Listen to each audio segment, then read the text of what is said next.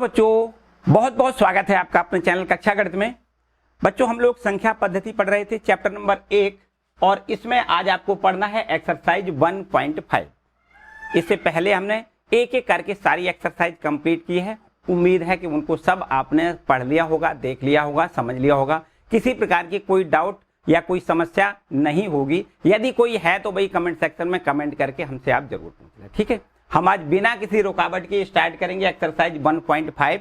पहले इसमें इसका बेसिक समझें कि भाई इसमें क्या क्या पढ़ना है, इसमें हमें क्या क्या पढ़ना है, और फिर इसके बाद में एक्सरसाइज 1.5 के सारे क्वेश्चन करने हैं बिल्कुल आसान तरीका से। बच्चों यहाँ पर 3-4 टाइप कुछ पढ़ना है, उनको पहले समझ लेते हैं। एक तो बातें हमें देखो कुछ इस प्रकार समझनी है कि वास्तविक संख्याओं पर संक्रियाएं क्या होती हैं।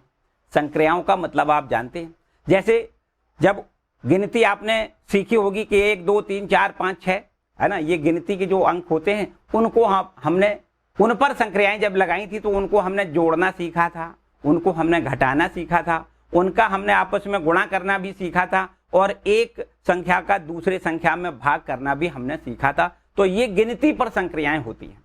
यहाँ पर हमें संक्रियाएं सीखनी है वास्तविक संख्याओं पर। तो मतलब सीधी बात है कि वास्तविक संख्याओं को हमें जोड़ना सीखना है, घटाना सीखना है, उनका गुणा करना सीखना है और उन पर भाग देना सीखना है। सिंपल बात है, बिल्कुल एकदम कोई किसी प्रकार की समस्या नहीं। बच्चों हम समझते हैं कि वास्तविक संख्याओं में वास्तविक संख्याएं क्या होती हैं ये भी पता है। परमेय संख्या, अपरमेय संख्या मानी वास्तविक संख्या, यही तो बात है। कुछ संख्याएं होती हैं वास्तविक और कुछ संख्याएं होती हैं परमेय और कुछ संख्याएं अपरमेय, इन सभी को मिला के हम वास्तविक संख्या कहते हैं। तो हमें क्या करना है, हमें ये देखना है कि जब कभी परमेय संख्या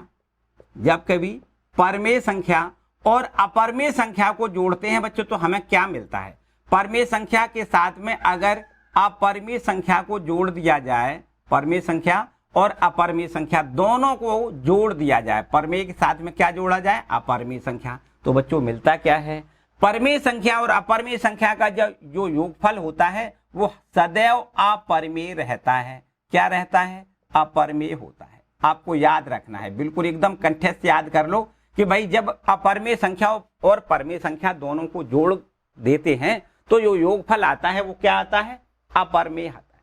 ठीक है, यहाँ पर किसी प्रकार की कोई डाउट नहीं करना है। जैसे हम ये कहें कि भाई 2 आपकी संख्या कैसी है, परमेय है। अगर हम कहें अपरमेय तो ये देखो अपरमेय है, योगफल हो गया 2 + √2, ये निश्चित रूप से आपको कहना है अपरमेय है। क्या है ये, अपरमेय संख्या है। बस इतना आपको याद रखना है। ये देखो इसका हमने उदाहरण एक ले लिया, एक परमेय और एक अपरमेय, दोनों का योगफल सदैव क्या रहता है, अपरमेय रहता है। क्लियर बात है बच्चों। यही बिल्कुल अंतर के लिए भी आपको यही रूल याद रखना है कि परमेय संख्या हो, क्या हो, परमेय संख्या, और परमेय संख्या के साथ में अगर अपरमेय संख्या को घटा दिया जाए, अपरमेय संख्या को घटा दिया जाए तो इनका जो अंतर मिलता है वो अंतर सदैव अपरमेय ही मिलता है, अपरिमेय ही मिलता है, अपरमेय संख्या होता है। ठीक है, इतना भी आपको देखो याद रखना है कि अंतर जो मिलता है वो भी सदैव अपरमेय रहता है। जैसे उदाहरण आपको यही उदाहरण लिख दें कि जैसे परमेय 2 है, अपरमेय √2 है, तो हमें घटाने पर कितना मिलेगा, 2 - √2 मिलेगा, जो कि क्या होगा, अपरमेय होगा, अपरमेय होगा। ठीक है बच्चों, आपको एक बात समझो, ये जरूरी नहीं है कि परमेय में से अपरमेय घटाएंगे तब हमें अपरमेय मिलेगा, ऐसा जरूरी नहीं है। अगर अपरमेय है और उसमें से परमेय घटाओगे तो अभी अपरमेय ही मिलेगा, तो अभी अपरमेय संख्या मिलेगी। ठीक है, एक परमेय हो एक अपरमेय हो तो जो अंतर मिलेगा वो क्या होगा, अपरमेय होगा। ठीक है, इसमें से ये अपरमेय हो सकती है, अदरवाइज ये अपरमेय, एक अपरमेय हो एक परमेय हो, तो उनका जब घटाते हैं तो क्या मिलता है हमें, तब हमें अपरमेय संख्या ही मिलती है। ठीक है, तो इतना याद रखिए कि परमेय का और अपरमेय का जोड़ अपरमेय मिलता है और परमेय और अपरमेय का अंतर भी सदैव अपरमेय ही मिलता है। ठीक है, तो योग करें या अंतर करें सदैव अपरमेय ही रहेगा। ठीक है, तीसरी कंडीशन समझो, अगर एक संख्या परमेय हो एक अपरमेय हो, दोनों का गुणा कर दिया जाए तो भी हमेशा अपरमेय रहता है। इसको भी आप याद रखिए कि परमेय संख्या हो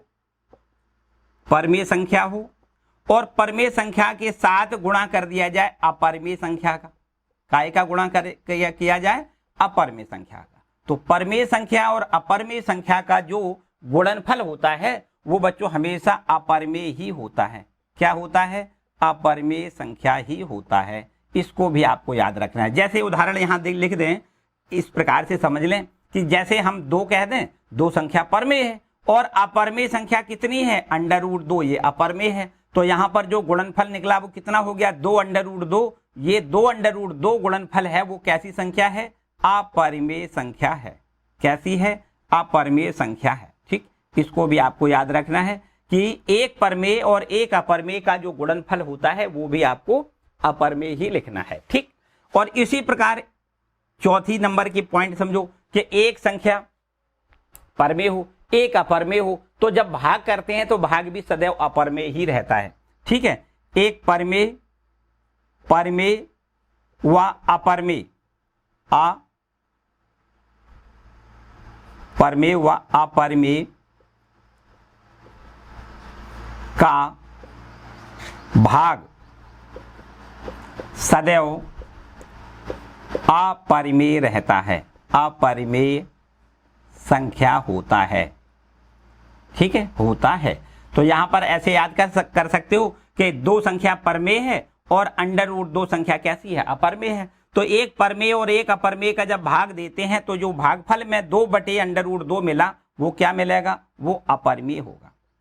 ठीक है, वो क्या होगा? अपरमेय संख्या होगी। तो बच्चों यहाँ पर इस बात को याद रखना है, 4 पॉइंट आपको याद रखना है कि परमेय और अपरमेय का योगफल अपरमेय होता है, उनका अंतर भी अपरमेय होता है, और एक परमेय और एक अपरमेय का गुणनफल भी अपरमेय होता है। एक परमेय और एक अपरमेय का जब भाग करते हैं तो भी हमें अपरमेय ही मिलता है। इतनी बात बच्चों ठीक हो गई।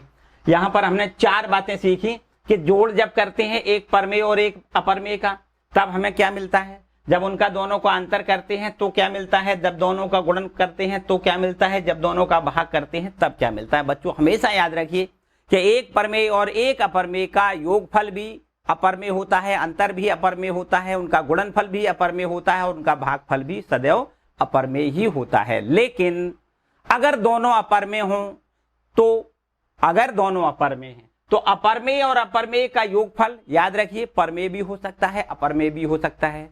इसी प्रकार उनका अंतर परमेय भी हो सकता है, अपरमेय भी हो सकता है। इसी प्रकार उनका गुणनफल परमेय भी हो सकता है और अपरमेय भी हो सकता है। और इसी प्रकार भागफल भी परमेय और अपरमेय दोनों में से कुछ भी हो सकता है।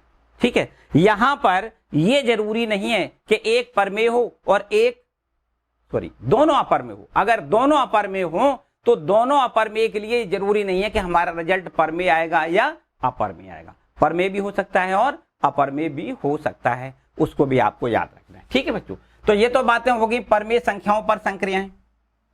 इसके बाद दूसरी बात समझो, दूसरा यहां पर और एक टॉपिक समझना है। वो क्या है कि किसी भी संख्या रेखा पर, अगर मान लो कोई संख्या रेखा पर एक संख्या है, कोई मान लेते हैं √x, और उस √x को संख्या रेखा पर हमें निरूपित करना है, तो हम कैसे करेंगे? √x को संख्या रेखा पर कैसे निरूपित करेंगे? √x को संख्या रेखा पर निरूपित कैसे करेंगे? समझो बात ध्यान से। संख्या रेखा पर कैसे निरूपित करेंगे? √x को संख्या रेखा पर हम कैसे निरूपित करेंगे? बच्चों बिल्कुल एकदम आसान तरीका से समझना है। हम √x को संख्या रेखा पर दिखाना चाह रहे, मतलब ये क्या है? अपरमेय संख्या। क्या है ये? अपरमेय संख्या है। तो अगर ये अपरमेय संख्या है तो इसको संख्या रेखा पर हम कैसे निरूपित करेंगे? देखो उदाहरण से समझें तो मेरे ख्याल से ज्यादा अच्छे से समझ में आएगा। हम यहाँ x का मान लेते हैं, यहाँ पर 5 कुछ मान लें, हम मान लें यहाँ पर 5.34 कुछ ऐसा मान लेते हैं। ठीक है, इसको हमें संख्या रेखा पर निरूपित करना है, इसको संख्या रेखा पर निरूपित करना है, ठीक है। ये देखो सीखना है आपको, कैसे करोगे ध्यान से समझो।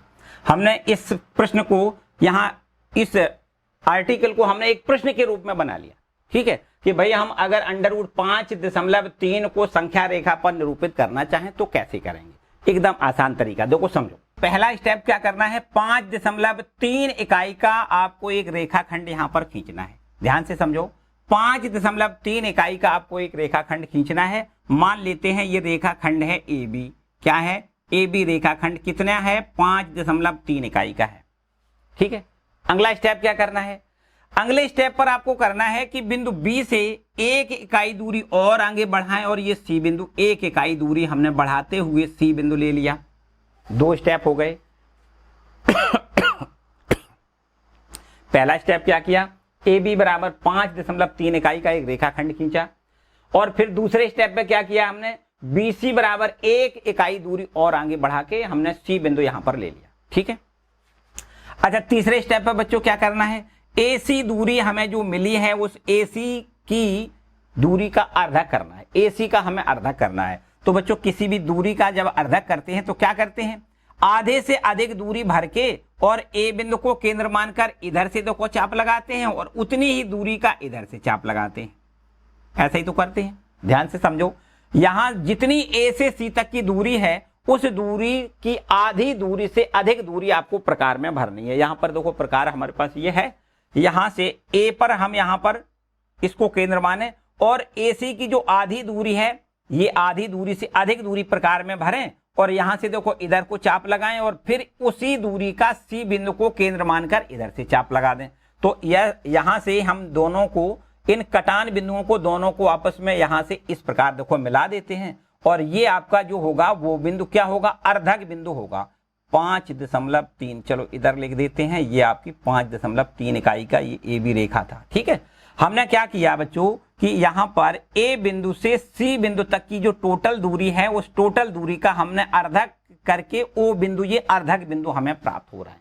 ठीक है, ओ बिंदु क्या है? अर्धक बिंदु हमें प्राप्त हो रहा है। ठीक है, इतना हमने कर लिया। इसके बाद क्या करना है? देखो तीसरे स्टेप पे क्या करना है, या ये कहें चौथे स्टेप पे क्या करना है? 3 स्टेप हमारे हो गए। चौथे स्टेप पर हमें करना है कि ओ को केंद्र मानकर ओ ए त्रिज्या अथवा ओ सी त्रिज्या एक ही होगी, क्योंकि ये और ये दूरी अर्धक बिंदु है ना, ये अर्धक बिंदु है इसलिए दोनों दूरियां बराबर होंगी। तो ओ ए दूरी अथवा ओ सी दूरी प्रकार में भरें और ओ को केंद्र मान करके हमें क्या करना है? देखो ध्यान दें, ओ को केंद्र मान करके ओ ए त्रिज्या का हमें एक अर्धवृत्त खींचना है। तो ओ को केंद्र माने और यहां से इस प्रकार से आपको घुमाना है। ये देखो आधा वृत्त देखो ये बन गया। ठीक है, यहां पर हमने ओ को केंद्र माना और ओ ए त्रिज्या का आपको एक अर्धवृत्त बनाना है यहां पर। इतनी बात ठीक है बच्चों। अब अगले स्टेप पर क्या करना है? बिंदु बी पर समकोण बनाना है। देखो ध्यान से, बी बिंदु पर क्या बनाना है? समकोण बनाती हुई आपको इस प्रकार रेखा खींचनी है। ये समकोण बनाती हुई रेखा हमने खींच दी और ये जो समकोण बनाती हुई रेखा खींची है वो रेखा इस अर्धवृत्त को कहां काट रही है? यहां पर देखो काट रही है। इस पर हम डी बिंदु डाल लेते हैं। तो बच्चों यहां पर बी बिंदु पर समकोण बनाती हुई जो हमने बीडी रेखा ये खींची है, ये बीडी रेखा ही वास्तव में अंडर रूट 5.3 को निरूपित करेगी। ये दूरी कितनी होगी? ये बी से डी तक की जो दूरी है वो बीडी बराबर कितनी होगी? अंडर रूट 5.3 को निरूपित करेगी। अब ये दूरी हमें क्या करना है? इस संख्या रेखा पर इसको दिखाना है। हमें क्या करना है? देखो लिखा है संख्या रेखा पर इसको हमें अंडर रूट 5.3 को संख्या रेखा पर दिखाना है। तो बच्चों क्या कर देते हैं, हम ये मान लें कि BC आपका ये कोई संख्या रेखा है। ये BC क्या है? संख्या रेखा। इसको और आगे बढ़ा दें इस तरीके से। ठीक है, यहां पर B से C तक ये कितना है? 1 इकाई है। B से C तक कितना है? 1 इकाई। ठीक है, अब ध्यान से समझो, हमें क्या करना क्या है? अंडर रूट 5.3 को इस BC रेखा पर दर्शाना है। तो निश्चित रूप से हम B से D तक की दूरी को प्रकार में भरेंगे। क्या करेंगे? देखो ध्यान से समझो, हम क्या करेंगे? B से D तक की दूरी को प्रकार में यहां से हम नोट कर लें। इतनी दूरी प्रकार में भर लें। B बिंदु से C बिंदु तक की, B बिंदु से D बिंदु तक की दूरी प्रकार में लें और B को केंद्र मान करके हम यहां पर BC वाली रेखा जो दिखाई दे रही है ये, इसको आगे बढ़ाया हमने तो यहां पर ये देखो काटेगी। इतनी दूरी हमने प्रकार में भरी और B को केंद्र मानकर इस संख्या रेखा में से काटें। यहां पर हम मान लेते हैं ये E बिंदु है। तो ये जो E बिंदु होगा वो बिंदु अंडर रूट 5.3 को निरूपित करेगा। हमें क्या करना है? अंडर रूट 5.3 को इस संख्या रेखा पर दिखाना है कि कौन सा वो बिंदु होगा जहां पर अंडर रूट 5.3 होगा। तो बच्चों ये बिंदु E बिंदु जो होगा वो अंडर रूट 5.3 को निरूपित करेगा। ये बात आपको इतनी समझनी है। ठीक है, और जैसे जैसे हमने किया है बस उसी प्रकार बिल्कुल स्टेप बाय स्टेप आप यहाँ उसकी रचना समझो लिख दें। क्या हमने सबसे पहले बच्चों किया था? हमने सबसे पहले ए बी बराबर 5.3 का इकाई का 5.3 इकाई का रेखाखंड खींचा, रेखाखंड खींचा। ठीक है, पहले स्टेप पर बच्चों हमने देखो जो किया वो लिख लिया। अच्छा, दूसरे स्टेप पर फिर हमने क्या किया था? फिर हमने BC बराबर 1 इकाई रेखाखंड खींचा था। ठीक है, हमने क्या किया था? BC बराबर 1 इकाई का रेखाखंड खींचा था। ठीक है, ये हमने दूसरे स्टेप पर किया था। फिर इसके बाद तीसरे स्टेप पर बताओ क्या किया था बच्चों? तीसरे स्टेप पर हमने यहां पर हमने AC जो दिखाई दे रही AC का अर्धक बिंदु O प्राप्त किया था। तो यहां पर हम लिखेंगे AC का अर्धक बिंदु, AC का अर्धक बिंदु O है ना, O लिया तथा, ध्यान से समझो, अब यहीं से पूरी और आगे बढ़ा देते हैं, लिया तथा O को केंद्र मानकर, O को केंद्र मानकर, O को केंद्र मानकर OA त्रिज्या का, OA त्रिज्या का, OA त्रिज्या का अर्धवृत्त खींचा, अर्धवृत्त खींचा। ठीक है, यही तो बच्चों किया था। जो भी हमने किया है बिल्कुल स्टेप बाय स्टेप वही लिखते जाओ। हमने क्या किया? ये AC रेखा का अर्धक बिंदु लिया, अर्धक बिंदु को केंद्र माना, OA त्रिज्या का एक अर्धवृत्त खींचा। इतना ही तो किया। बहुत अच्छे, आगे बढ़ो। चौथे पॉइंट पर हमने क्या किया? चौथे पॉइंट पर हमने B बिंदु पर समकोण बनाती हुई BD रेखा खींची जो अर्धवृत्त को कहां काट रही है? D बिंदु पर। हम यहां लिख देते हैं बिंदु B पर समकोण बनाती हुई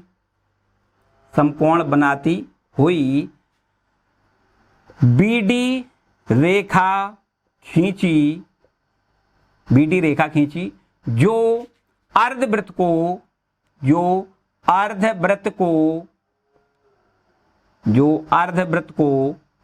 बिंदु D पर काटती है या प्रतिच्छेद करती है, कुछ भी आप लिख सकते हो। काटना प्रतिच्छेद करना एक ही बात है।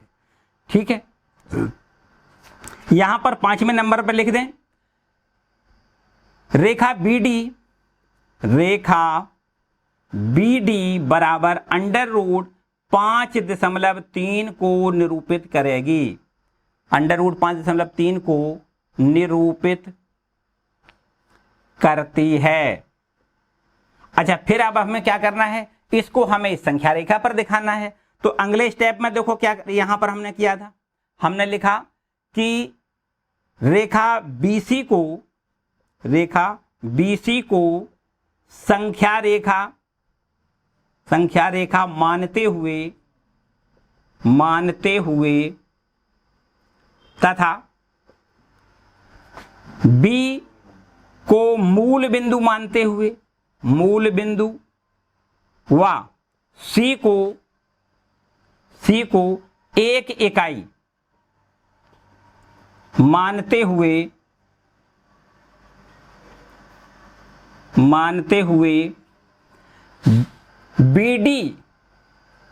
BD लंबाई का चाप लगाया है ना। B को केंद्र मानकर, ऐसे लिख दें, B को केंद्र मानकर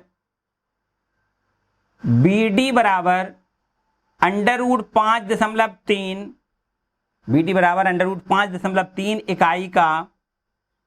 इकाई का चाप लगाया जो संख्या रेखा को E पर काटता है, जो संख्या रेखा को E पर काटता है, E पर काटता है। ठीक है, E पर काटता है। बिंदु E यहां पर बस लास्ट में आपको लिखना है। अगला पॉइंट है, मान लेते हैं 7वां। बिंदु E अंडर रूट 5.3 को निरूपित करेगा।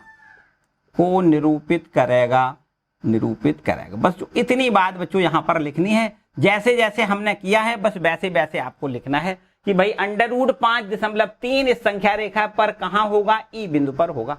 ठीक है, इस टाइप का भी एक प्रश्न आपका आ सकता है इस एक्सरसाइज में 1.5 में। ठीक है, अगले एक और टॉपिक है, केवल और एक, वो कौन सा है बच्चों, इसको नोट कर लें। और फिर इसके बाद हम देखें कि एक जो बचा हुआ टॉपिक है वो कौन सा है बच्चों, संख्याओं, वास्तविक संख्याओं पर संक्रियाएं आपने पढ़ा एक टॉपिक। दूसरा टॉपिक आपने पढ़ा कि अगर अंडर रूट एक्स को संख्या रेखा पर हमें निरूपित करना है, या ये कहें कि एक्स को हमने मान लिया 5.3, तो अंडर रूट 5.3 को संख्या रेखा पर निरूपित करना है तो कैसे करते हैं, ये भी आपने सीख लिया। इसके बाद में अगर किसी संख्या का परमेयीकरण करना है तो कैसे करते हैं, ये एक टॉपिक लास्ट में और है बच्चों, इसको जल्दी से नोट करें। ये आपके पास अगला टॉपिक है कि किसी भी संख्या का हम हर का परमेयीकरण कैसे करते हैं, ये आपका अंतिम टॉपिक है, हर का परमेयीकरण करना। देखो अगला टॉपिक हमारा क्या है, हर का परमेयीकरण। हर का परमेयीकरण हम कैसे करेंगे, यहां पर इस बात को और थोड़ा समझना है बच्चों। दो टाइप के आपके प्रश्न होंगे यहां पर, कौन कौन से, एक तो आपका इस टाइप का होगा कि 1/√2 जो संख्या है उसमें हर का परमेयीकरण करना है। एक आपका सवाल इस प्रकार से भी हो सकता है कि 1/2 + √3, अब इसका भी हमें हर का परमेयीकरण करना है, इसमें हर का परमेयीकरण करना है, हर का परमेयीकरण। ठीक है, ये इस टाइप का एक प्रश्न हो सकता है। दूसरा प्रश्न आपका इस टाइप का हो सकता है कि 1/2 + √3, इसमें हर का परमेयीकरण करना है। बच्चों दो टाइप के प्रश्न हो गए इसमें। तो इस टाइप का अगर प्रश्न मिलता है, ध्यान से समझो कि नीचे आपको यहां पर अपरमेय संख्या यहां मिल रही, हालांकि ये भी संख्या अपरमेय है, ये भी संख्या अपरमेय है, लेकिन यहां पर एक परमेय और एक अपरमेय का युग्म बना हुआ है, जोड़ा है एक परमेय और एक अपरमेय का। तो एक परमेय और एक अपरमेय को जोड़ने पर संख्या तो अपरमेय मिलती है, लेकिन यहां पर परमेय और अपरमेय को जोड़ने से हर मिला है, और यहां पर हर में केवल और केवल एक अपरमेय संख्या ही दी गई है। तो अगर ऐसा मिलता है बच्चों कि केवल अपरमेय संख्या हो, हर में केवल अपरमेय संख्या हो, परमेय संख्या न जुड़ी हो उसके साथ में, तो अब आपको यहां पर क्या करना है, तब आपको हर जो हर में लिखा है उसी का अंश हर में गुणा करना है। अगर इस टाइप की संख्या मिलती है तो जो हर में लिखा है उसी का अंश और हर में गुणा कर दो तो हर का आपका परमीकरण हो जाएगा।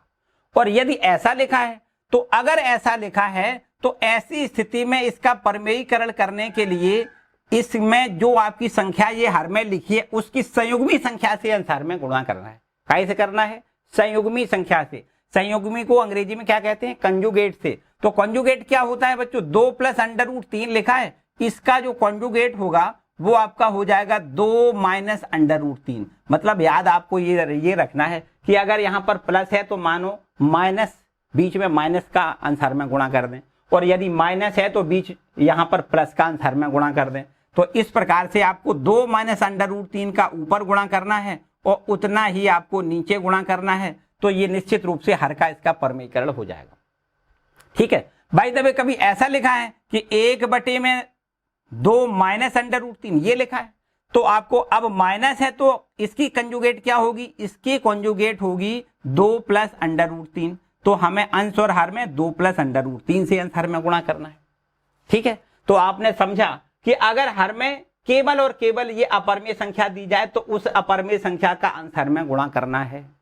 और यदि यहां पर इस प्रकार से अपरमेय संख्या हो कि एक परमेय और एक अपरमेय संख्या हो, तब उसकी जो संयुग्मी संख्या बनेगी उसका हमें आंसर में गुणा करना है। ठीक, समझो, निश्चित रूप से हर का परमेयीकरण हो जाएगा। तो ये हर के परमेयीकरण के लिए दो नियम याद रखने हैं कि अगर इस टाइप की परमेयीकरण करना, इस टाइप की हर में संख्या आती है तो हमें उसी संख्या जो हर में लिखी है संख्या, उसी संख्या का आंसर में गुणा करना है। और यदि यहां पर ऐसी संख्या लिखी है कि एक परमेय और एक अपरमेय संख्या है, तो उसका जो संयुग्मी संख्या है उसका हमें आंसर में गुणा करना है। ठीक है, तो दो टाइप के आपके प्रश्न आ सकते हैं हर का परमेयीकरण करने के लिए। ठीक है, तो मेरे ख्याल से बाकी और कुछ नहीं, बल्कि इतना ही अगर आपको आता है तो एक्सरसाइज 1.5 बड़े आराम से आप कर सकते हो। आते हैं एक्सरसाइज 1.5 के क्वेश्चनों को करेंगे। ठीक है, चलो बच्चों स्टार्ट करते हैं एक्सरसाइज 1.5 और 1.5 एक्सरसाइज में देखो जो यहाँ पर स्टार्टिंग में पहला क्वेश्चन है बच्चों वो क्या है,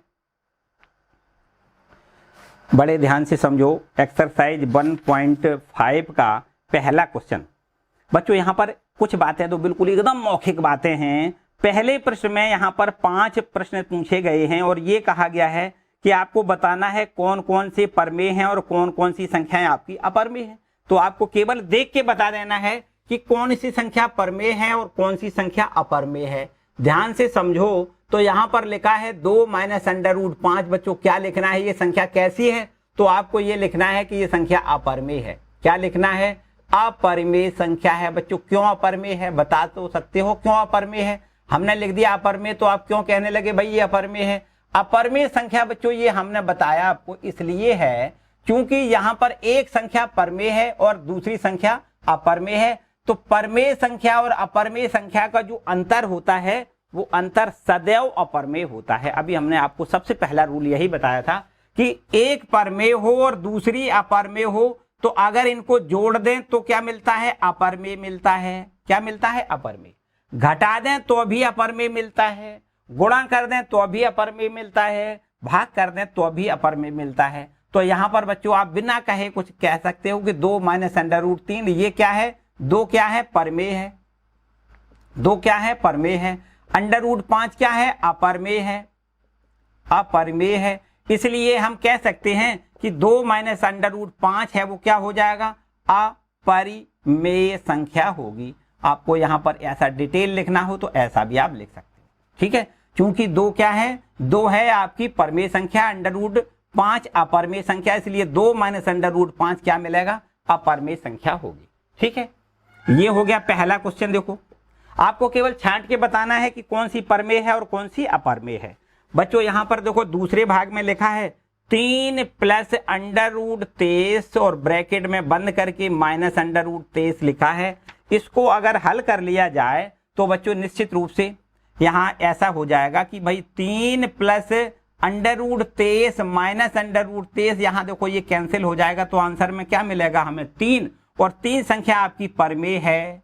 कैसी संख्या है? परमेय। इसलिए हम ऐसा कह सकते हैं ये पूरी संख्या क्या हो जाएगी? परमेय हो जाएगी, क्योंकि हमने इसका जब सरलतम रूप किया तो हमें परमेय मिल रहा है, इसलिए इसको क्या लिखना है? परमेय संख्या है, ठीक है, परमेय संख्या है। तीसरा पार्ट इसमें लिखा है कि 2 बटे अंडर रूट 7, देखो ध्यान दें 2 अंडर रूट 7 बटे 2 अंडर रूट 7 बटे 7 अंडर रूट 7 इतना ही तो है, बिल्कुल ठीक है। तो यहां से बच्चों अंडर रूट 7 से अंडर रूट 7 कैंसिल हो जाएगा तो 2 बटे 7 मिलेगा, और 2 बटे 7 का मतलब ये तो पी बटे क्यू के रूप में है, तो निश्चित रूप से ये संख्या कैसी है? परमेय संख्या है। कैसी संख्या है? परमेय संख्या है, ठीक है। तो इसको भी हमें 2 बटे 7 मतलब 2 अंडर रूट 7 बटे 7 अंडर रूट 7 पूरी संख्या आपकी कैसी संख्या है? परमेय संख्या है, ठीक है। चौथा नंबर समझो भाई, ये क्या है? चौथा नंबर है आपका 1 बटे अंडर रूट 2। बच्चों निश्चित रूप से आप कह सकते हो अंश पे आपका परमेय है जबकि हर आपका अपरमेय है। तो जब परमेय में अपरमेय का भाग करोगे तो क्या मिलेगा हमें? अपरमेय मिलेगा। क्या मिलेगा? अपरमेय मिलता है। हमने आपको बताया कि एक परमेय हो और अपरमेय से भाग करें तो हमें अपरमेय ही मिलता है। तो यहां पर आपको क्या लिखना है? अपरमेय संख्या है। इसके बाद पांचवा हमारा है ये 2 पाई। बताओ क्या है? बच्चों यहां पर 2 पाई संख्या भी आपको लिखनी है, अपरमेय है। क्यों लिखनी है? क्यों अपरमेय है? वो इसलिए है, देखो ध्यान से समझो, 2 आपकी क्या है? परमेय है। 2 क्या है? परमेय है। और गुणा पाई क्या है? पाई आपका अपरमेय है। पाई क्या है? अपरमेय है। तो आपको पता है कि एक परमेय हो एक अपरमेय हो, दोनों का गुणनफल आपको क्या मिलता है? अपरमेय ही तो मिलता है। तो आपको यहां पर क्या लिखना है? अपरमेय लिखना है, ठीक है। इस तरीके से आपको लिखना है कि भाई 2 और पाई इन दोनों का गुणनफल आपको अपरमेय क्यों लिखना है? क्योंकि परमेय और अपरमेय का गुणनफल है तो हमें मिलेगा अपरमेय, ठीक है। इस तरीके से हमने छांट लिए भाई कि कौन संख्या इसमें से परमेय है और कौन सी अपरमेय है। बिल्कुल ठीक है बात, किसी प्रकार की कोई डाउट वाली बात नहीं। आगे बढ़े, आते हैं क्वेश्चन नंबर 2 पर, ठीक है। क्वेश्चन नंबर 2 बच्चों नोट करते जाओ। दूसरा प्रश्न देखो क्या है, ठीक है। चलो आगे बढ़ो। क्वेश्चन नंबर 2 देखो, सारे प्रश्न एकदम आसान से देखो समझ में आएंगे, एकदम आसान से, किसी प्रकार का कोई डाउट नहीं होना चाहिए बच्चों। बड़े आराम से पूरी एक्सरसाइज आप देखोगे अंत तक तो सारे क्वेश्चन आपको क्लियर हो जाएंगे बच्चों। दूसरा प्रश्न है, इसमें लिखा है निम्नलिखित व्यंजकों में से प्रत्येक व्यंजक को सरल करिए। सरल करने का मतलब जो भी यहाँ पर संक्रियाएं हैं, मतलब गुणा करना है तो गुणा कर देते हैं, योग करना है तो योग कर देते हैं, और अंतर है तो अंतर कर देते हैं, भाग किसी में है तो भाग कर लेते हैं। मतलब इन्हें सरलतम रूप में लिखना है और फिर देखो उसका जो भी सरलतम रूप होगा वही इसका आंसर हो जाएगा। दूसरे प्रश्न का पहला भाग यहाँ लिखा है कि 3 plus under root 3 plus under root 3 और इसमें हमें गुणा करके दिखाना है 2 प्लस अंडर रूट 2 से। अब बताओ इसका सरलतम रूप कितना होगा बच्चों, हमें तो गुणा करके दिखा देना है, जो भी आंसर आएगा वही आपको लिख देना है बस। यहां पर देखो क्या करना होता है कि जब यहां देखो पहले 3 को उठाओ, 3 का गुणा इन दोनों में कर दें, फिर प्लस और अंडर रूट 3 का भी गुणा इन दोनों में कर दें, जो भी आंसर आएगा वही आपको लिखना है बस। यहां देखो पहले हमें क्या करना है, इस 3 का गुणा इसमें करना है और इसी 3 का गुणा हमें इसमें करना है। पहले 3 से देखो गुणा कर दें तो 3 से 2 में गुणा करोगे कितना हो जाएगा 6, 3 दूनी 6। फिर यहाँ 3 का गुणा यहाँ प्लस का निशान लगाओ, 3 का गुणा अंडर रूट 2 में करेंगे तो 3 इंटू अंडर रूट 2 लिखना है। बहुत से बच्चे गलती कर देते हैं, 3 दूनी 6 कह देते हैं, ऐसे लिख देते हैं, तो ऐसा नहीं करना है क्योंकि इस पर तो अंडर रूट है नहीं, इस पर अंडर रूट नहीं है, इसलिए इसको 3 लिखना है। यहाँ अंडर रूट 2 से गुणा करना है तो 3 में गुणा अंडर रूट 2 मतलब 3 अंडर रूट 2 आपको मिलेगा, ठीक है। अंडर रूट 6 आपको नहीं लिखना है। अब देखो 3 से गुणा इन दोनों में हमने कर लिया, इसके बाद हमें क्या करना है, इसके बाद अब बारी आती है अंडर रूट 3 की, तो अंडर रूट 3 का इसमें गुणा करेंगे, फिर अंडर रूट 3 का इसमें करेंगे। बिल्कुल ठीक, देखो इसका गुणा पहले इसमें करोगे तो प्लस का निशान लगेगा क्योंकि प्लस का गुणा तो प्लस हो जाएगा, और 2 में गुणा अंडर रूट 3 का, मतलब अंडर रूट 3 में गुणा कितने का करना है, अंडर रूट 3 में 2 का गुणा करना है। तो क्या लिखना है, 2 इंटू अंडर रूट 3 लिखना है। चाहे अंडर रूट 3 इंटू 2 लिख दें या 2 इंटू अंडर रूट 3 लिख दें बच्चों, एक ही बात है ना, एक ही बात है। तो हमने इसका गुणा इसमें कर लिया, अब लास्ट में हमें इसका गुणा देखो इसमें करके दिखाना है। तो अंडर रूट 3 यहाँ है, हमें गुणा काहे का करना है, अंडर रूट 3 में अंडर रूट 2 का करना है। दोनों पर अंडर रूट है इसलिए यहाँ पर हम दोनों को अंडर रूट के अंदर लिखेंगे, 2 तिया 6, हमें यहाँ लिखना है अंडर रूट 6। इतनी बच्चों बात समझ में आई। तो अगर ये समझ में आई तो अब आगे कुछ करना नहीं है, इसका कुछ भी हल नहीं है, समझो यही आपका हल है, क्योंकि यहाँ पर कोई पद जोड़ नहीं सकते। यहाँ अंडर रूट 2 है, यहाँ अंडर रूट 3 है, तो इसमें इसको हम जोड़ नहीं सकते। यहाँ 6 है, यहाँ अंडर रूट 6 है, तो इसको इससे भी नहीं जोड़ सकते। मतलब कोई पद आपस में जुड़ नहीं सकता, और जो आपका यहाँ पर लिखा है यही आंसर है, ठीक है बच्चों। ये इस तरीके से आपको लिखना है। बाय द वे देखो एक स्टेप बढ़ा के आपको बता दें, एक स्टेप बढ़ा के बता दें। पहले हमने 3 का गुणा 2 में किया, तो यहाँ 3 गुणा 2 लिख दें। 3 का गुणा 2 में किया, एक बार फिर से समझो, 3 का गुणा 2 में किया, फिर इस 3 का गुणा हमने क्या किया है, 3 का गुणा हमने किया है अंडर रूट 2 में।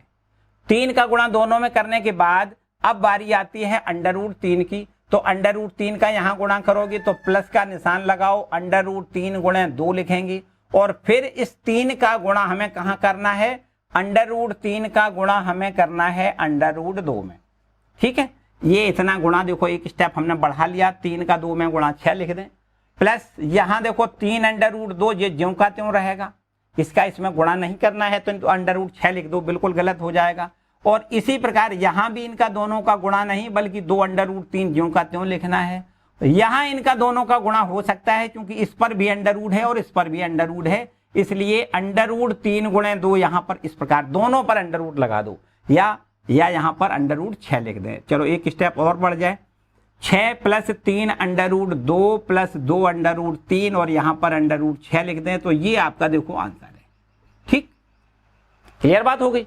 तो ये पहले प्रश्न में हमने दो गुणनखंड दिए गए थे, दोनों का आपस में गुणा करके आंसर लिख लिया। देखो दूसरा प्रश्न इसका देखो बच्चों, दूसरा प्रश्न क्या है, कहता है यहां पर 3 plus under root 3, 3 plus under root 3 और इसमें हमें गुणा करना है काय से, 3 माइनस अंडर रूट 3 से गुणा करना है। देखो एकदम सिंपल सी बात है बच्चों, क्या करना है, हमें यहां पर इन दोनों का गुणा करना है। क्या आपने एक फॉर्मूला सुना है कभी? देखो ध्यान से याद करो भाई, याद करो कि आपने a प्लस बी और इंटू में a माइनस बी, इन दोनों का गुणनफल क्या a square minus B square कभी सुना है? बिल्कुल अच्छे से सुना होगा बच्चों। ये आपको a प्लस बी और a माइनस बी का जब गुणा करते हैं तो क्या आता है? a square minus B square आता है। मतलब ये जैसे मान लेते हैं पहली कोई राशि है, ये दूसरी है, ये पहली है और ये दूसरी है, ठीक है। और यहां भी कह सकते हो अगर ये a है पहली तो ये भी तो a है, तो इसको भी हम पहले ही तो मानेंगे और ये दूसरा मानेंगे। देखो ये आपका क्या है? दूसरा। तो कभी ऐसा लिखा हो कि पहला पद प्लस दूसरा पद, और यहां पर पहला पद माइनस दूसरा पद, ऐसा लिखा हो, पहला पद प्लस दूसरा पद और पहला पद माइनस दूसरा पद, दो संख्याओं का योगफल और दो संख्याओं का अंतर का गुणनफल होता है पहले पद का स्क्वायर, पहले पद का स्क्वायर माइनस ये सेकंड पद है, सेकंड पद का स्क्वायर। ऐसा हम आंसर लिखते हैं। पहला और दूसरा दो पद हैं, इनका दोनों का योगफल, यहां पर दोनों का अंतर बराबर होता है a का स्क्वायर माइनस b का स्क्वायर, मतलब पहले पद का स्क्वायर माइनस दूसरे पद का स्क्वायर होता है। तो बस यही बिल्कुल आपको यहां लगाना है। ये आपका पहला है और ये आपका दूसरा है। ध्यान से समझो, अगर इन दोनों का आपस में गुणा करें तो क्या गुणनफल आना चाहिए? बिल्कुल आप बताओ, देखो इसी के अनुसार बताओ क्या आना चाहिए बच्चों? आना चाहिए पहले का स्क्वायर मतलब 3 का स्क्वायर माइनस दूसरा है अंडर रूट 3, तो अंडर रूट 3 का स्क्वायर। ये देखो इसका आंसर आना चाहिए। ध्यान से समझो, यहां पर ये a प्लस बी और a माइनस बी बराबर होता है a का स्क्वायर माइनस b का स्क्वायर। बोलो होता है कि नहीं? ये बिल्कुल फॉर्मूला से हिसाब किताब लगा के आपको लिखना है। ये तो सब समझाने के लिए लिखा है। असली फॉर्मूला आपका ये है कि a प्लस बी और a माइनस बी का जब गुणनफल करते हैं तो गुणनफल होता है a square minus B square. a plus B और a माइनस बी दोनों का गुणा करते हैं तो गुणनफल होता है a का स्क्वायर माइनस b का स्क्वायर। क्लियर बात है? तो बच्चों यहां पर 3 का स्क्वायर तो 9 हमें पता है, 3 गुणा 3 बराबर क्या होता है? 9। तो इसका हमने 3 का स्क्वायर कर लिया, 9 लिख लिया। फिर माइनस, और अंडर रूट 3 में अंडर रूट 3 का गुणा करेंगे पूरा 3 मिलता है। याद करो, अंडर रूट 3 गुणा अंडर रूट 3 बराबर पूरा 3। कैसे? देखो ऐसे, जब इसका स्क्वायर करोगे तो अंडर रूट 3 गुणा अंडर रूट 3 दो ही बार तो लिखोगे। स्क्वायर का मतलब होता है 2 बार उसका गुणा करना है। तो अब आप बच्चों देख सकते हो कि दोनों पर अंडर रूट है तो 3 गुणा 3 ऐसा भी लिख सकते हो। अब यहां पर जब जोड़ा बन जाता है तो वर्गमूल से बाहर हमें 3 निकालने हैं 3 मिल जाएगा। और अंडर रूट 1 का मान तो 1 ही होता है, इसलिए हमें याद रखना है यहां पर अंडर रूट 3 का स्क्वायर कितना होता है? 3 होता है। इस प्रकार हमने यहां पर 3 लिख लिया। अब 9 में से 3 घटाओगे तो आंसर में हमें 6 मिल जाएगा और यही इसका आंसर है। ठीक है बच्चों, इतनी बात समझ में आई? तो आपके पास यहां 2 प्रश्न हल हो गए। तीसरा प्रश्न देखो बच्चों, तीसरे प्रश्न को यहां पर लिख लेते हैं। तीसरा प्रश्न क्या है? तीसरा प्रश्न देखो क्या है, इसमें लिखा है under root 5 plus under root 2 का होल आप स्क्वायर बता दो। Under root 5 plus under root 5 लिख दें प्लस अंडर रूट 2 लिख दें, इसका होल आप स्क्वायर बताओ भाई, क्या बताओगे? ध्यान से समझो, इसका भी आपको फॉर्मूला पता होना चाहिए। पता है? बिल्कुल याद भूल जाते हो, बाकी और कोई बात नहीं बच्चों, आपको पता है। एक फॉर्मूला हमने बताया, a माइनस बी का जो होल आप स्क्वायर होता है वो क्या होता है? a प्लस बी है ना, बीच में प्लस है तो प्लस वाला फॉर्मूला लगाना है, अगर बीच में माइनस होता तो माइनस का लगा लेते। तो a प्लस बी का होल स्क्वायर बराबर होता है a का स्क्वायर प्लस b का स्क्वायर प्लस 2ab। ये देखो होता है, क्या होता है? a प्लस बी का होल स्क्वायर बराबर होता है a square plus B square plus 2ab। मतलब ये कि भैया अगर इसको हम a मान लें, इसको हम b मान लें, तो बिल्कुल वही देखो इसका रूप है, एकदम वही रूप है। तो हमें क्या करना है? a का स्क्वायर मतलब अंडर रूट 5 का स्क्वायर करना है, प्लस b का स्क्वायर, b का मतलब है अंडर रूट 2, हमें अंडर रूट 2 का स्क्वायर लिखना है। ध्यान से समझो, ये a है ये b है, तो a का स्क्वायर करना है अंडर रूट 5 का स्क्वायर हो जाएगा। फिर प्लस अब b का स्क्वायर करना है, b का मतलब है अंडर रूट 2, तो यहां पर अंडर रूट 2 का स्क्वायर हो जाएगा। और प्लस फिर इसके आगे देखो क्या करना है? इन दोनों का गुणा करके दूना करना है। मतलब दूना के लिए तो 2 का गुणा कर दें और इन दोनों का गुणा कर दें, अंडर रूट 5 में अंडर रूट 2 का गुणा कर दें। ठीक, अंडर रूट 5 अंडर रूट 2 दोनों का गुणा करके दूना करना होता है। तो a square plus B square plus 2ab, मतलब पहले पद है a का स्क्वायर कर दें, प्लस दूसरा पद है b का स्क्वायर कर दें, प्लस इन दोनों पदों का गुणा करके दूना करना होता है। तो दोनों पदों का गुणा कर दिया और फिर 2 का गुणा कर दिया, मतलब दूना कर दिया। तो बच्चों इस तरीके से यहां पर √5 का स्क्वायर हमें 5 मिल जाएगा, √2 का स्क्वायर हमें 2 मिल जाएगा, प्लस यहां से देखो 2 इंटू में √5 और √2 का गुणा हम यहां पर √10 लिख सकते हैं। ध्यान से समझो कि यहां भी √5 पर भी अंडर है, 2 पर भी अंडर है, इसलिए हम इन दोनों का जब गुणा करेंगे तो दोनों पर अंडर लगा दें, 5 पर भी और 2 पर भी, तो 5 दूनी 10 हो जाएगा। ठीक, अब यहां से हम इन दोनों को जोड़ सकते हैं, 5 और 2 7 प्लस 2 √10 लिख के हम इसका आंसर लिख लेंगे। ठीक है, ये देखो इसका आंसर है। क्लियर बच्चों, a प्लस बी का होल स्क्वायर बराबर a square plus B square plus 2ab, यहां से इसका स्क्वायर 5, यहां से इसका स्क्वायर देखो 2, और यहां से 2 इंटू में √5 में √2 का गुणा करोगे तो √10 मिलता है, और यहां देखिए 5 प्लस 2 करोगे 7 हो जाएगा, 2 √10 ज्यों का त्यों, तो इस तरीके से 7 प्लस 2 √10 इसका आंसर आएगा। ठीक है बच्चों, ये भी हो गया भाई। इसके बाद एक प्रश्न और इसमें देखो पूछा गया है, एक प्रश्न और पूछा गया है, और वो भी बिल्कुल प्रश्न आपका ये इस टाइप में है। देखो ध्यान से समझो, इस टाइप में दूसरे वाले प्रश्न जैसा है, तो बड़े आराम से यहां पर इसको आप लगा सकते हो। √5 माइनस √2 क्या लिखोगे, √5 माइनस √2। देखो ध्यान दें, ये चौथा भाग है इसका, √5 माइनस √2, और इसमें गुणा करना है √5 प्लस √2 से गुणा करके इसका आंसर देना है। बिल्कुल जस्ट बच्चों यही बात है। अगर a ऋण b पहले लिख दें, a प्लस बी बाद में लिख दें, तो क्या बदल जाएगा? बिल्कुल नहीं।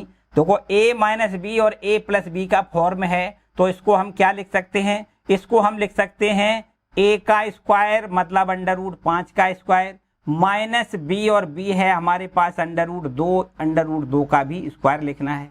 वही बिल्कुल सूत्र लगाना है। देखो a का स्क्वायर माइनस b का स्क्वायर, तो a का मतलब है √5 का स्क्वायर करते हैं, फिर बीच में माइनस, और b का मतलब है √2 का स्क्वायर। तो बच्चों यहां से √5 का स्क्वायर 5 होता है, माइनस √2 का स्क्वायर 2 होता है, तो 5 में से 2 घटाओगे हमें 3 मिलेगा। ये देखो इसका आंसर है। ठीक है, क्लियर बात है बच्चों, बिल्कुल वही बात है जो अभी आपने ये दूसरे नंबर में किया है। a minus B, a plus B, चाहे a plus B, a minus B, एक ही बात है भाई। इसको इधर कर दें, इसको इधर कर दें, कोई फर्क वाली बात नहीं। यही यहां पर है, देखो a minus B, a plus B, a का स्क्वायर माइनस b का स्क्वायर। ठीक है कि नहीं, a का स्क्वायर मतलब √5 का स्क्वायर, माइनस b का स्क्वायर मतलब √2 का स्क्वायर, और इस तरीके से √5 का स्क्वायर 5, माइनस √2 का स्क्वायर 2, और 5 में से 2 घटाओगे तो 3 आंसर मिल जाएगा। ठीक है, तो इस तरीके से ये आपके दूसरे प्रश्न के 4 भाग थे। उम्मीद है कि ये भी आपके कंप्लीट हो गए। ठीक है, चलो क्वेश्चन नंबर 3 की बात करते हैं बच्चों, जल्दी इसको नोट करें और फिर हम क्वेश्चन नंबर 3 पर आते हैं। ठीक है, क्वेश्चन नंबर 3 की बात समझो भाई, अच्छे से रीड करो। ये देखो पढ़ने वाला प्रश्न है, ये थोड़ा इबारत में लिखा है, इसलिए इसको पढ़ो अच्छे से, समझो, अच्छे से रीड करके समझ में आएगा हमसे प्रश्न क्या कहता है। तीसरा प्रश्न है, तो इसको आप अच्छे से पढ़ो। देखिए लिखा है, आपको याद होगा कि पाई को एक वृत्त की परिधि मान लीजिए c और उसके व्यास मान लीजिए d के अनुपात से परिभाषित किया जाता है, अर्थात पाई बराबर होता है c/d। बिल्कुल सही बात है बच्चों, ये हमें पता है कि जो पाई को परिभाषित करते हैं वो कैसे करते हैं, उसकी परिधि, जो वृत्त की परिधि होती है और उसके व्यास से जब भाग कर देते हैं तो ये पाई का मान होता है। बिल्कुल सही बात है बच्चों। ये लिखा है कि यह इस तथ्य का विरोधाभास करता हुआ प्रतीत होता है कि पाई अपरिमेय है। भाई पाई जो है वो अपरिमेय है, ये तो आपको पता है, बिल्कुल अच्छे से पता है। तो ऐसा हमें लगता है कि भाई ये तो विरोध सा हो रहा है कि पाई अपरिमेय है, क्योंकि c/d जो संख्या है वो तो परमेय संख्या के रूप में लिखी है। आगे लिखा है, इसका अंतर विरोध का निराकरण आप किस प्रकार करेंगे। बच्चों इसका हमसे ये पूछा गया कि आप कैसे मानोगे कि भाई ये जो पाई है वो आपकी परमेय नहीं है, मतलब अपरमेय है। ध्यान से समझो बच्चों, आपको पता है कि देखो ये आपका कोई वृत्त है, तो इसको क्या कहते हैं, ये है परिधि। यहां पर ये केंद्र है और केंद्र से ऐसी देखो एक जीवा खींचे जो व्यास कहलाए, मतलब केंद्र से जाने वाली जो जीवा होती है उसको क्या कहते हैं, व्यास कहते हैं। हम यहाँ कह दें कि ए बी आपका ये व्यास है, ठीक है, और ये आपकी क्या है, ये परिधि है, और ये पूरा क्या है, ये व्यास है। मतलब इसको ऐसे कह सकते हैं कि त्रिज्या अगर आर है, ओ बी ये आर है, ओ ए ये भी आर है, तो पूरा व्यास कितना हो जाएगा, व्यास आपका 2r हो जाएगा। व्यास बराबर क्या हो जाएगा, व्यास बराबर 2r कहें या फिर इसको 2r कहें, या व्यास को प्रश्न में d कह दिया गया, d बराबर होता है 2r, ऐसे समझो। व्यास बराबर क्या होता है, त्रिज्या का दूना होता है। और ये परिधि क्या है, देखो ये परिधि क्या होती है, परिधि क्या होती है, परिधि को प्रश्न में कहा है c लिख लें, तो परिधि बराबर सूत्र होता है 2 पाई r। ध्यान से समझो, परिधि बराबर क्या होता है, 2 पाई r। तो c बराबर यहां पर देखो ध्यान दें, पाई को अलग करें और 2r लिख लें, और 2r बराबर तो देखो हमें पता है व्यास होता है, c बराबर पाई गुणे व्यास, ठीक है। तो यहां से व्यास से भाग करें, व्यास को हमने लिख लिया d, अब d से भाग कर दें तो पाई का मान देखो c बटे d होता है कि नहीं, होता है, बिल्कुल सही। हालांकि ये हमें प्रूव करने की जरूरत नहीं है, प्रश्न में ऐसा दिया गया है कि जो पाई होता है वो किस प्रकार से होता है, c बटे d होता है, मतलब परिधि बटे व्यास होता है। इतनी बात बच्चों ठीक है, जो पाई होता है वो क्या होता है, c बटे d होता है, मतलब पाई बराबर होता है c बटे d, या ये कहें कि ये जो c है वो क्या है, परिधि है, और बटे में d क्या है, वो व्यास है, ठीक है। ये इतना देखो हमें पता है कि जो पाई होता है वो इस प्रकार परिभाषित होता है c बटे d द्वारा, ठीक है। अच्छा भाई, अब यहां पर देखो विरोध किस बात का है, ये हमें बिल्कुल अच्छे से पता है कि चूंकि पाई क्या है, अपरिमेय संख्या है, अपरिमेय संख्या है, पाई क्या है, अपरिमेय संख्या है, जबकि c बटे d p बटे q के रूप में होने के कारण, p बटे q के रूप में है कि नहीं है, p बटे q के रूप में होने के कारण ऐसा प्रतीत होता है, ऐसा प्रतीत होता है कि यह परिमेय संख्या है, यह परिमेय संख्या है। ऐसा प्रतीत होता है कि यह परिमेय संख्या है जो नहीं हो सकती, जो कभी भी अपरिमेय संख्या के बराबर नहीं हो सकती, अपरिमेय संख्या के बराबर नहीं हो सकती, नहीं हो सकती। बच्चों ध्यान से समझना है इस बात को, इस तथ्य को आप ध्यान से समझो जो हमने लिखा है यहां पर। देखो ये तो बच्चों सब समझाने वाली बात है, यहां पर इसकी कोई जरूरत नहीं है, इसको आप ना लिखें, इसकी भी कोई जरूरत नहीं है, डायग्राम भी ना बनाएं। अब इतनी बात ध्यान से समझो, हमें पता है कि जो पाई होता है वो c बटे d द्वारा परिभाषित होता है, मतलब परिधि बटे व्यास के द्वारा परिभाषित होता है, जबकि ये भी हमें पता है कि जो पाई है वो कैसी संख्या है, अपरिमेय संख्या है। जबकि ध्यान से c बटे d का रूप देखो, जबकि c बटे d p बटे q के रूप में होने के कारण ऐसा प्रतीत होता है कि ये परिमेय संख्या, c बटे d हमारी परिमेय संख्या प्रतीत होती है, ठीक है। ये कैसे ऐसा प्रतीत होता है कि यह परिमेय संख्या है जो कभी भी अपरिमेय संख्या के बराबर हो सकती, बिल्कुल नहीं भाई, ये तो अपरिमेय है, ये क्या है, अपरिमेय है। और अगर ये परिमेय तुम्हें दिखाई दे रही है तो भाई परिमेय, ये अगर परिमेय है तो परिमेय है, तो फिर इसका मतलब ये भी परिमेय होना चाहिए, और जबकि ये पता है कि ये तो अपरिमेय है। तो ऐसा अंतर विरोध क्या है कि ऐसा लगता है कि भाई अगर ये अपरिमेय है तो ये परिमेय है, ऐसा हमें ऐसा लग रहा है, प्रतीत हो रहा है। ऐसा क्या है, बिल्कुल नहीं है बच्चों, ये हमारी एक भूल सी है कि इसको हमें ऐसा लग रहा है कि ये परिमेय है, बच्चों ये भी अपरिमेय है। अच्छा कैसे जाना अपरिमेय है बच्चों, अपरिमेय क्या संख्याएं होती हैं, हमने आपको ये बताया कि परिमेय संख्याएं कौन सी, देखो ध्यान से समझो, परिमेय संख्याएं कौन सी होती हैं, परिमेय संख्याओं के लिए क्या क्या शर्तें होती हैं। परिमेय संख्या की जो शर्तें होती हैं वो ये होती हैं कि भैया p बटे q के रूप में होना चाहिए, p बटे q के रूप में होना चाहिए, पहली शर्त है। दूसरी शर्त है ये कि p व q पूर्णांक होना चाहिए, p और q क्या है, पूर्णांक होना चाहिए। और तीसरी शर्त एक और है कि q का मान 0 नहीं होना चाहिए। ये तीन शर्तें होती हैं, ठीक है।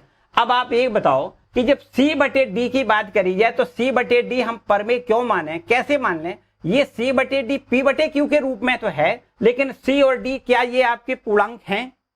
बच्चों बिल्कुल नहीं। बिल्कुल कैसे हम कह सकते हैं? भाई अगर हम किसी दूरी को नापें, ये देखो c का मतलब क्या है? c का मतलब ये परिधि, और परिधि क्या है? ये टोटल यहां से यहां तक जितनी ये जितना इसका डिस्टेंस है, मतलब दूरी कहें या इसकी माप कहें, दूरी की माप कहें, तो इसको अगर हम किसी स्केल की मदद से या किसी अन्य यंत्र की मदद से माप करें तो एक लगभग माप इसकी प्राप्त होती है। एग्जैक्ट माप हम इसको नहीं माप सकते, एक लगभग मान हम प्राप्त करते हैं। तो इस हिसाब से हमें ऐसा लगता है कि ये आपकी जो दूरी है, ये जो दूरी है, उस दूरी को हम ये मान लेते हैं कि ये हमारी परमेय संख्या है। ये हमारी रियलिटी में देखी जाए तो भूल है, ये परमेय संख्या नहीं है बल्कि अपरमेय संख्या है। ये लगभग मान है इसका, ठीक है। ये c जो है वो क्या है? परिधि जो होती है वो लंबाई की एक लगभग माप हम माप सकते हैं। इसी प्रकार जो d है, d को भी हम लगभग में मापते हैं, मतलब व्यास जो है वो लगभग में माप सकते हैं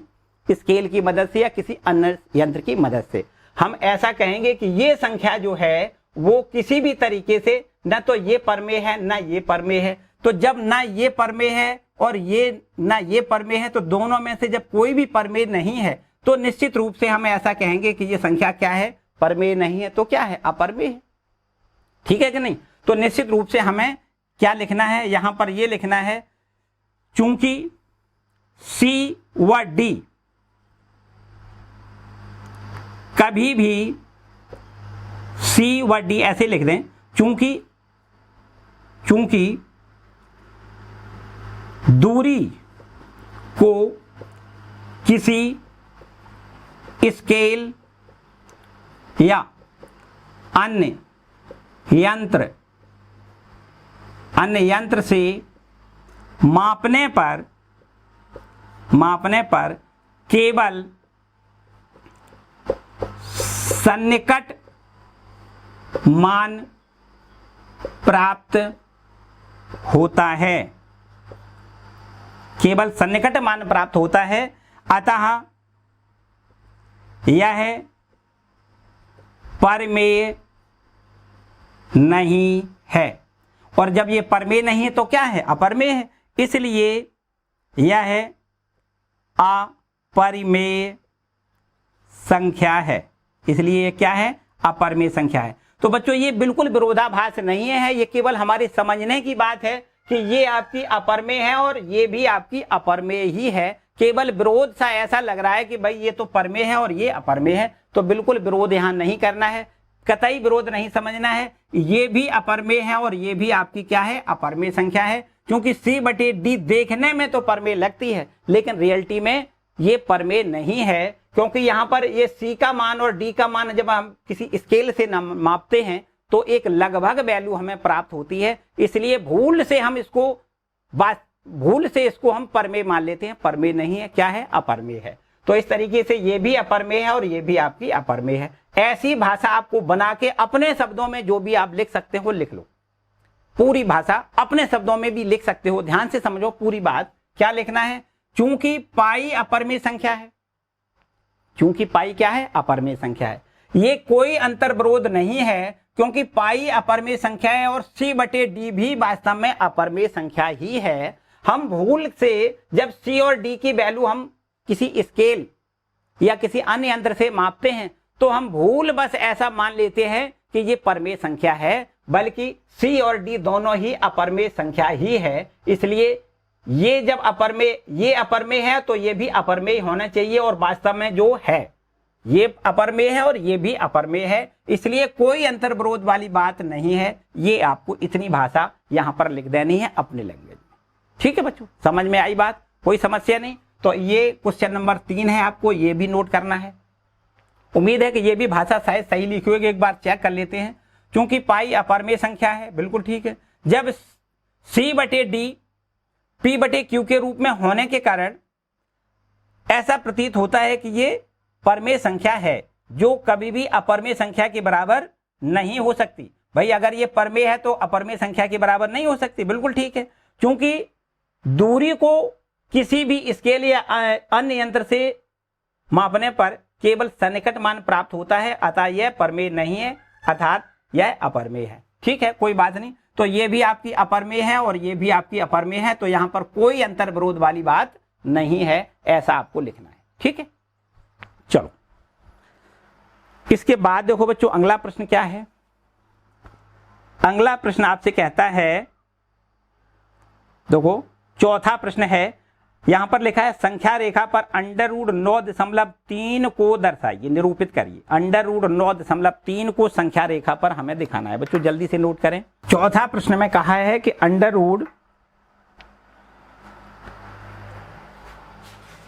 चौथा प्रश्न है और इसमें कहा है √9.3 को संख्या रेखा पर दिखाना है,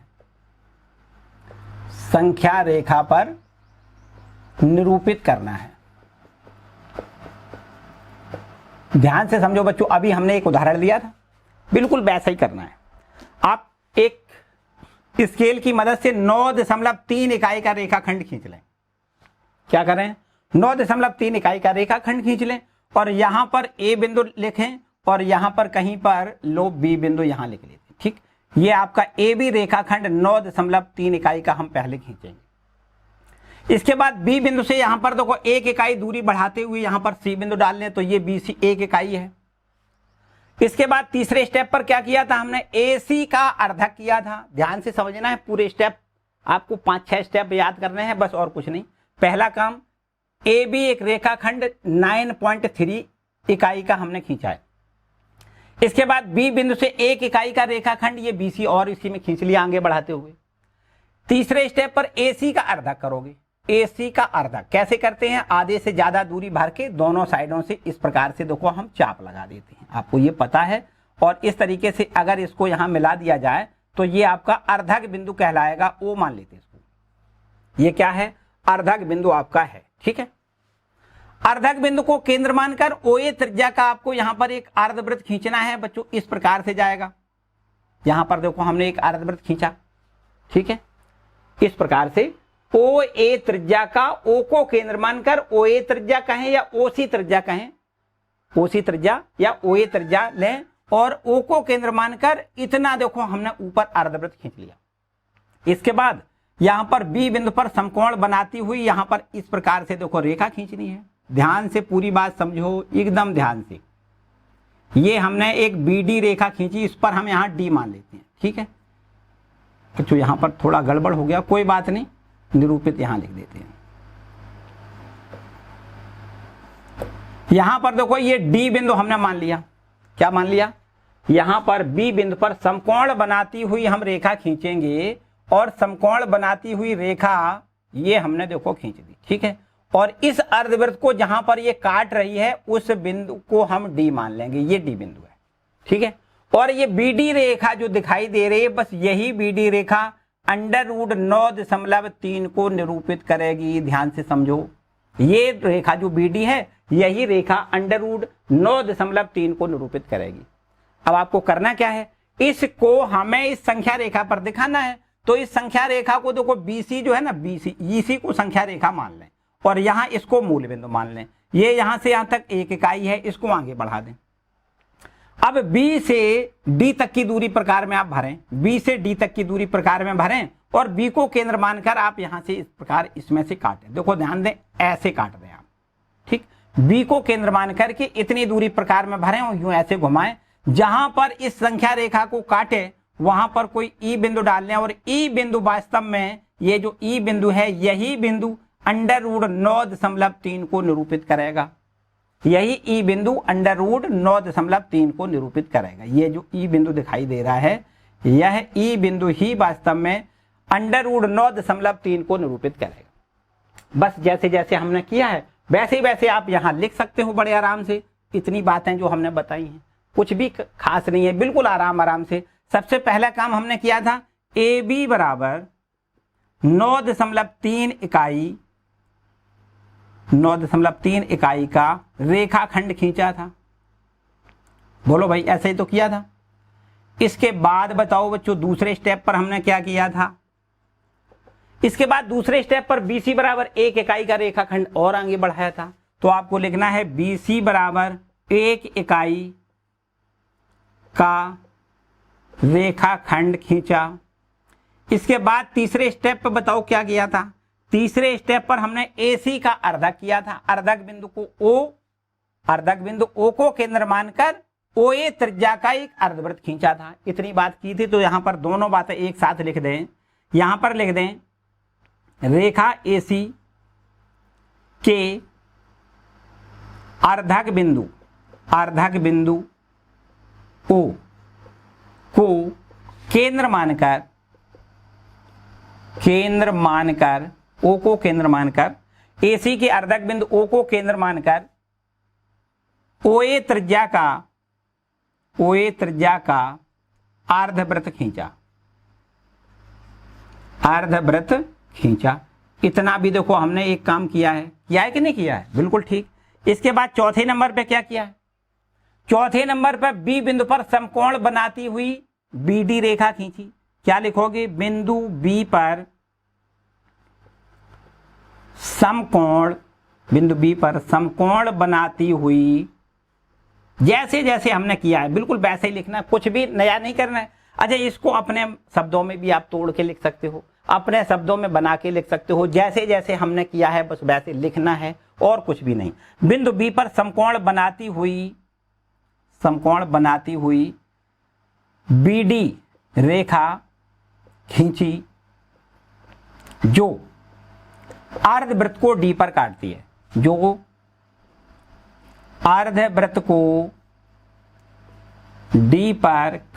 है, ठीक है, इतनी भी बात ठीक है। अर्धवृत्त को D पर काटती है। पांचवें स्टेप पर फिर क्या किया था, ये BD बराबर हमने किया था, BD बराबर √9.3 को निरूपित करती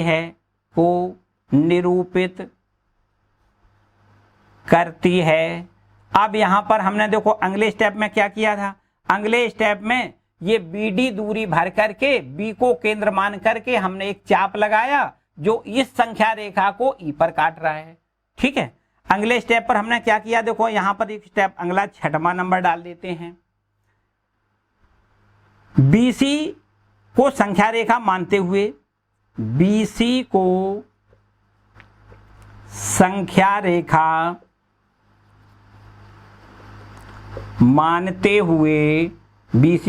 रेखा मानते हुए तथा C को एक इकाई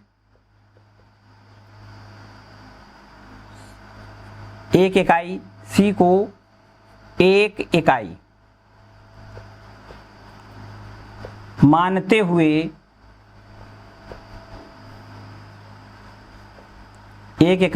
हुए BD दूरी का चाप लगाया, मानते हुए BD बराबर √9, BD लिख दो पूरा, है ना, BD दूरी का चाप लगाया, BD दूरी का चाप लगाया जो BC को आगे बढ़ाने पर E पर काटता है ना, आगे बढ़ाने पर E पर काटता है। बिंदु E √9.3 को निरूपित करेगा। इतना आपको यहां लिखना है। ठीक है, इतना लिखना है। ये बिंदु E जो है वह बिंदु E ही √9.3 को निरूपित करेगा। इतना आपको यहां लिखना है। हमने बताया कि ये सब कुछ आप अपनी भाषा में भी तोड़ के लिख सकते हो। ठीक है, इतना काम करना है बच्चों। ये है क्वेश्चन नंबर 4। ठीक है, जल्दी से इसको नोट करें। आगे बढ़ते हैं, देखो क्वेश्चन नंबर 5 की ओर। चलिए क्वेश्चन नंबर 5 देखते हैं बच्चों। 5वें प्रश्न में हर का परमेयीकरण करना है। क्या करना है, हर का परमेयीकरण करना है। देखो यहाँ पर हमें जो संख्याएं दी गई हैं उसमें जो हर लिखा है वो सभी प्रश्नों में अपरमेय संख्या लिखा है। बस उसका हमें हर का परमेयीकरण करना है, मतलब हर को हमें परमेय बनाना है। ठीक है, हर को क्या बनाना है, परमेय। देखो क्वेश्चन नंबर आपका ये 5 का पहला भाग देखते हैं। इसमें लिखा है कि हरों का परमेयीकरण करिए, तो 1/√7 में हर का परमेयीकरण करो। हर का क्या करना है? परमेयीकरण करना है। ये बच्चों प्रश्न है आपका, ठीक है। कैसे करोगे? बड़ा आराम से देखो, ध्यान से समझना है। हमने आपको बताया कि 2 प्रकार के यहाँ पर प्रश्न होंगे। एक तो प्रश्न वो होगा जिसमें हर में केवल और केवल एक आपकी अपरिमेय संख्या लिखी होगी। यहाँ पर देखो 1/√7 में ये √7 कैसी संख्या है? अपरिमेय संख्या है।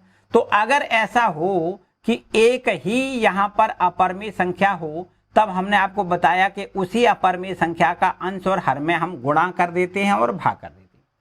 भाई अगर गुणा कर दें और भाग ना करें बच्चों तो बेईमानी हो जाएगी, गलत हो जाएगा। तो जितना हमने गुणा किया उतना का हमने भाग कर दिया, कोई समस्या नहीं, बात बराबर होती है। जितना गुणा कर दें उतना भाग कर दें, ठीक है। तो इतना जरूर है कि जो हर में संख्या लिखी उसका परमेयीकरण हो जाएगा। देखो ऊपर से 1 है, 1 का √7 में गुणा √7 हो जाएगा, बिल्कुल सही बात है।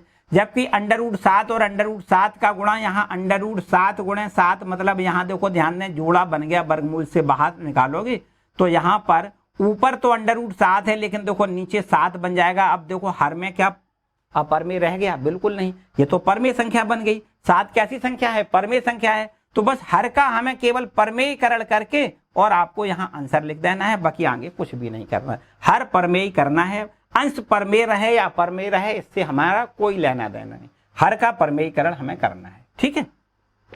तो इस टाइप से ये पहला प्रश्न था।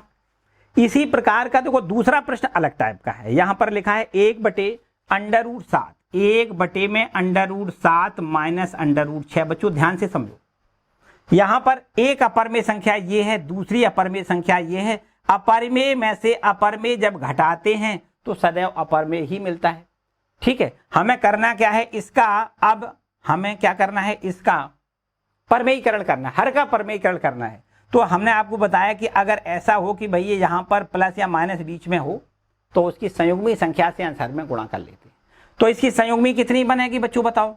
इसकी संयुग्मी कितनी बनेगी? 1/√7 माइनस √6 लिखा है, तो इसकी संयुग्मी होगी √7 प्लस √6 और नीचे √7 प्लस √6। बच्चों ध्यान से समझो, जितना हमने जो हर लिखा है उसकी संयुग्मी का गुणा हमने ऊपर किया है और उतना ही नीचे किया, ठीक है। इतनी बात ठीक है।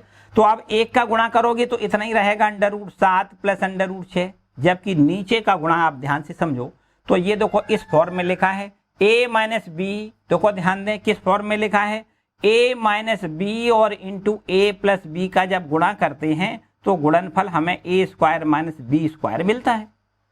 तो बस यही लिखा है। देखो ध्यान दें, a इसको माने b इसको माने तो a माइनस बी और ये a प्लस बी, तो हमें लिखना है a का स्क्वायर और माइनस b का स्क्वायर। बच्चों ध्यान से समझो, a का स्क्वायर मतलब √7 का स्क्वायर माइनस b का स्क्वायर मतलब √6 का स्क्वायर। सिंपल सा काम, बस समझो हर का परमेयीकरण हो गया। ऊपर जैसा हमने बताया कि अंश में परमेय हो या अपरमेय हो इससे हमारा कोई लेना देना नहीं, हर में संख्या परमेय हो जानी चाहिए। तो यहाँ देखो √7 का जब स्क्वायर करोगे तो 7 मिलेगा, माइनस √6 का स्क्वायर करोगे तो 6 मिलेगा, 7 में से 6 घटाओगे 1, तो ऊपर √7 प्लस √6 है जबकि नीचे देखो 1 मिल रहा है। 1 लिख दें या ना लिख दें कोई समस्या नहीं। तो यहाँ पर आपने देखा कि हर का परमेयीकरण हो गया, तो बस यही आंसर है। हर का परमेयीकरण हो जाए और वहीं छोड़ दो, आगे नहीं बढ़ाना फिर, ठीक है। इसके बाद देखो तीसरा प्रश्न इसमें क्या लिखा है बच्चों? तीसरे प्रश्न में क्या है? तीसरा प्रश्न भी आपका इसी टाइप में है, लिखा है 1/1 में √5 प्लस √2 इसका हर का परमेयीकरण इसमें भी करना है। सिंपल बिल्कुल बात है। यहां भी आपको इसी टाइप में दिया गया है कि बीच में प्लस का निशान है तो इसकी संयुग्मी माइनस संख्या होगी। तो आपको क्या करना है, 1/में √5 प्लस √2 ये तो दिया गया है, हमें इसकी संयुग्मी से आंसर में गुणा करना है। √5 माइनस √2 का ऊपर और √5 माइनस √2 का नीचे। ध्यान से समझो, हमने क्या किया, संयुग्मी संख्या जो हर संख्या लिखी है, हर में संख्या लिखी है, उस संख्या का संयुग्मी संख्या का आंसर में गुणा कर दिया। यहाँ प्लस है तो हमने क्या किया, माइनस का ऊपर नीचे गुणा किया। √5 माइनस √2 का ऊपर गुणा और उतना ही नीचे गुणा, ठीक है। तो बस गुणा करने के बाद देखो अंश में अंश का गुणा करते हैं, हर का हर में करते हैं बच्चों। 1 में तो गुणा जब करोगे तो इतना ही रहेगा। कितना रहेगा? √5 माइनस √2 रहेगा। लेकिन हर में जब गुणा करोगे, हर का हर में गुणा करोगे तो देखो यही formula, a plus B into A minus B बराबर a का स्क्वायर माइनस बी का स्क्वायर। तो ध्यान से समझो, a plus B into A minus B बराबर a का स्क्वायर माइनस बी का स्क्वायर लिखना है। ध्यान से समझो पूरी बात, यही तो बन गया जो अभी था। प्लस माइनस का इधर से उधर करने से कोई दिक्कत वाली बात नहीं। a प्लस बी यहां लिख लें, a माइनस बी यहां लिख लें, तो अभी देखो आंसर में यही लिखना है, a square minus B square. a plus B, a minus B, a का स्क्वायर माइनस b का स्क्वायर। क्लियर बात है? तो बच्चों इसका यहाँ पर देखो आंसर आएगा √5 माइनस √2, और नीचे देखो √5 का स्क्वायर 5 लिखना है, माइनस √2 का स्क्वायर हमें 2 लिखना है।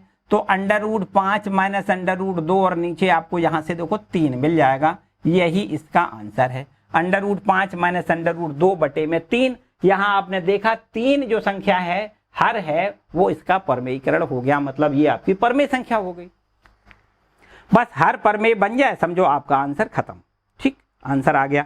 तो 1 बटे में देखो इसका लास्ट वाला भाग है जो, वो है चौथा। इसमें लिखा है 1/7 माइनस √7 नहीं, 7 पर अंडर है, माइनस में 2, यहाँ पर है √7 माइनस का 2। इसमें भी देखो हर का परमेयीकरण करना है। बिल्कुल एकदम सीधी सादी बात है कि 1 बटे में √7 माइनस 2 लिखा है, तो इसकी जो संयुग्मी संख्या होगी वो कितनी होगी? 7 प्लस 2, √7 प्लस 2 और √7 प्लस 2। हमने अंश और हर में √7 प्लस 2 का अब गुणा कर लिया, संयुग्मी का गुणा कर लिया। तो 1 का गुणा करोगे बच्चों, बिल्कुल वही लिखना है, √7 प्लस 2, ये ज्यों का त्यों रहेगा। जबकि यहां पर देखो a minus B, a plus B है कि नहीं है? a minus B, a plus B बराबर a का स्क्वायर। a का मतलब क्या है? ये है a, माइनस b का स्क्वायर, b का मतलब क्या है? ये है। देखो क्लियर बात है, a का स्क्वायर, a देखो ये है, a plus B, sorry a minus B, a plus B बराबर a का स्क्वायर माइनस b का स्क्वायर, √7 का स्क्वायर माइनस यहाँ पर 2 का स्क्वायर। ठीक है, तो इस प्रकार से यहाँ पर हम लिख सकते हैं। जगह थोड़ी कम है, चलो यहाँ लिख देते हैं। यहाँ ये स्टेप आपका यहाँ आ गया। ठीक है, यहाँ पर देखो ऊपर वाला तो आपको ज्यों का त्यों रखना है, ऊपर वाला तो ज्यों का त्यों रखना है। चलो इधर से एरो लगा देते हैं, यहाँ पर आ गए। ठीक है, √7 प्लस 2 ये ज्यों का त्यों रखना है, जबकि नीचे ध्यान से समझो √7 का स्क्वायर 7 लिखना है, माइनस 2 का स्क्वायर 4 लिखना है। बस 7 में से 4 घटाओगे 3 आंसर नीचे लिखना है।